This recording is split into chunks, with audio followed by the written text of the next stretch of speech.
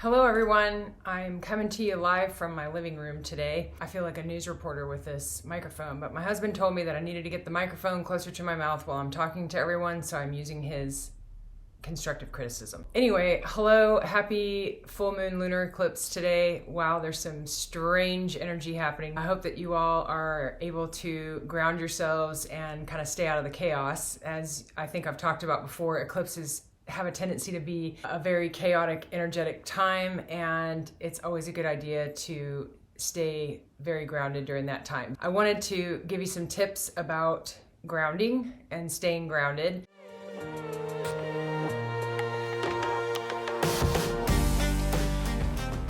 I have a few props with me today. I'm doing this from my living room to show you my kind of sanctuary at home, and as you can tell, I've got plants and I have a little bit of a problem with plants.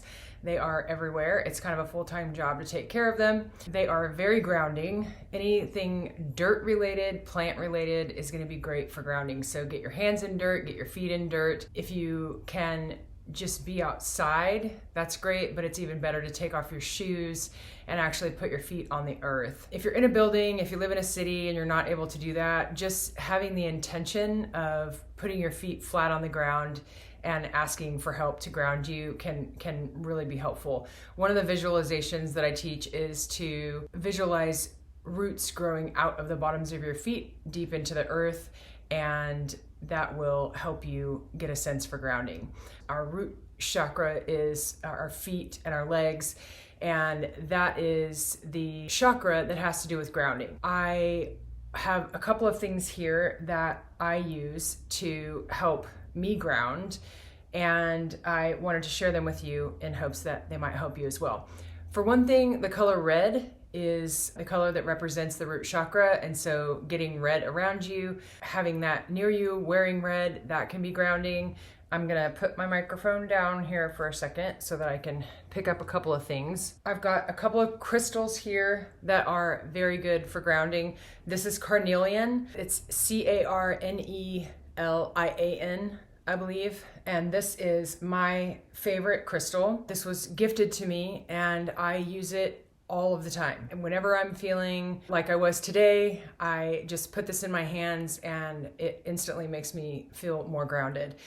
And you can tell when you need grounding in a couple of different ways. A lot of times, people that have problems setting boundaries, or empaths in particular, have a problem being grounded because they have so many people's energy that is in their field, so it causes chaos and you start feeling disconnected. I like to use the example, there used to be, I think it was a cold and flu medication or an allergy commercial that showed the balloon floating off the top of the head, and that's kind of how you feel. You feel very disconnected, you feel kind of floaty, anxious. I feel like I'm vibrating sometimes when I'm feeling ungrounded. This is a great crystal, carnelian. Also obsidian, black obsidian is awesome.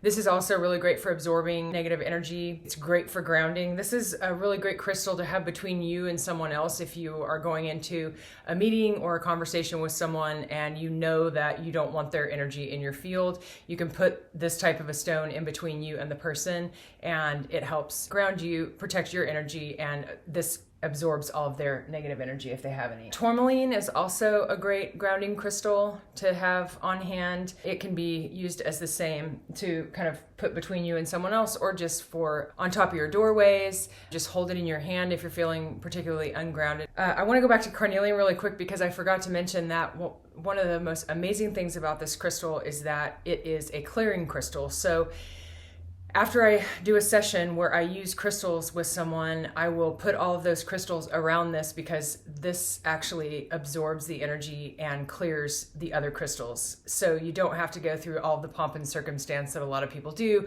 putting the crystals out, taking them in, making sure that you pay attention to the moon phases and all of that stuff. If you have some of this stuff, it's really handy for clearing your crystals. Another thing that is very grounding is Himalayan pink salt. So have this in a dish sitting somewhere near you, put it in a bath and take a bath in it, eat it, put it in your food. It's really great for a lot of different uses. I use sound therapy in my Reiki sessions, And also I do individual and group sound baths. And this is a Koshi chime, and this one is tuned to earth. So they have them for all of the elements, but this one is tuned to earth.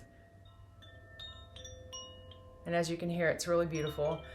This is very grounding. So have this as a wind chime around your house, or have it for sound therapy. But if you're feeling ungrounded, just use it around you, and it'll help you feel more grounded.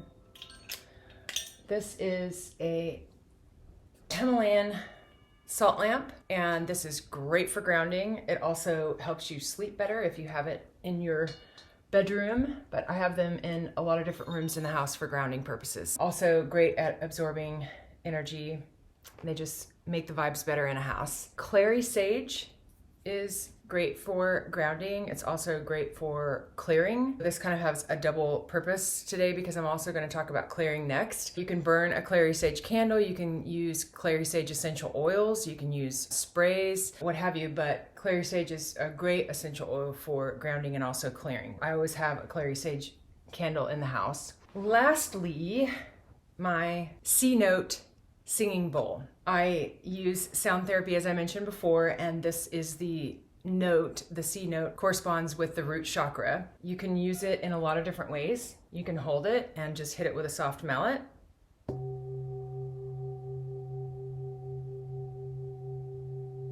you can feel the vibrations. Or you can hit it with a hard mallet and actually ring the bowl.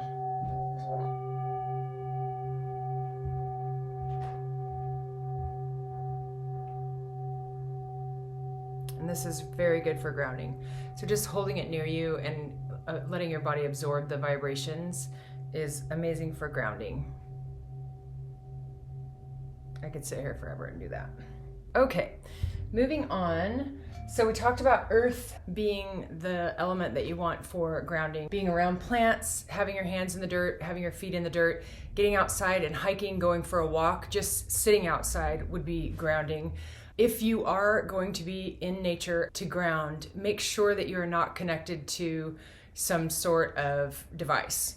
Don't be looking at your computer, don't be on your phone, because that just completely disrupts the whole idea of you grounding in nature. Just make sure that you're able to actually absorb the vibrations of nature and allow yourself to be cleared and grounded by it. Okay, now we're going to move on to clearing. I use several different things for clearing, and I've had someone recently actually ask me to do a video about clearing spaces. This is going to be a video about clearing for that purpose as well. I use Palo Santo is my favorite. It's a wood, and you just light it.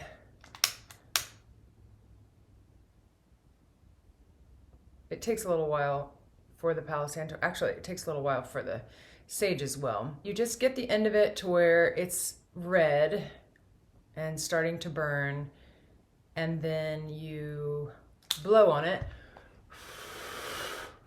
and then you use the smoke to clear the area. You can clear yourself by just putting the smoke around you. You can clear crystals by putting it around the crystals.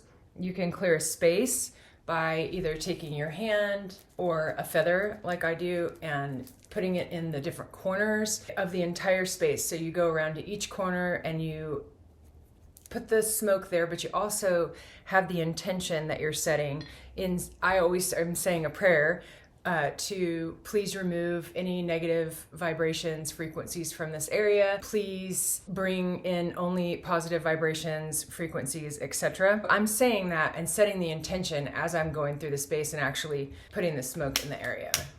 This is sage, and you do the same thing with it. You light it on fire and then blow on the end of it so that there is smoke coming out, and then you just walk around the space exactly like you do with the Palo Santo and put it in the corners of the space, setting the intention to clear the area. Like so. All right, you can also use clearing sprays. This is my favorite. It's a Reiki infused and a quartz crystal infused. lavender sage smudge spray, and I use this in my Reiki sessions, and I use it in the house too, and I've given it to several people as well. But you just do the same thing with this. You just spray it in the corners of the room and set the intention that you are clearing the area. This is a selenite knife that I use in my Reiki sessions. Selenite is another really great clearing crystal, so you can put other crystals near this and it will absorb the negative energy or any unwanted energy from them. Just having this around, holding on to it, putting it on someone else if you're doing a session will clear any negative energy from the space. So that's another great thing to have with you. However, with all of that said, there is one thing that you need to know to be able to ground and clear, and that is intention. You can use anything or nothing. You can light a candle. I don't care if it's a dollar store candle that has no essential oils in it, and I don't care what color it is. You don't even have to light a candle. But just having the intention that you are grounding yourself and asking for guidance and help with that. Just saying to yourself, please help ground me now deep into the earth. And you can say whatever you want. But as long as you have the intention there for you to be grounded, you will be grounded. It's all about having intentions. Clearing is the same way. If you have the intention that you're clearing the space, you could use Lysol, water, vinegar. You don't have to use anything at all. If you're walking through the space and you're saying, I am intentionally removing any negative frequencies, low vibrations, low vibration entities, whatever you want to be clearing the space from, have the intention and you will do so. We all get caught up in needing something outside of us to help us with whatever it is we need. And we go to the store and we buy this stuff. Well, what do I have to have this? And if I have this, do I need to have this with it? And do I mix them or do I keep them separate? And do I spray it or do I put it in a water? And do I diffuse it or do I... We all get so caught up in all of that stuff, and all we need to do is have the intention to do whatever it is that we want, and it will be done. I hope that that's really helpful, because I think that at the end of the day, that is the thing that we need to really keep in mind, is that we don't need anything outside of ourselves. We only need us and our pure intentions. I hope you have an amazing full moon lunar eclipse today, and I hope that this has been helpful learning some grounding and clearing techniques.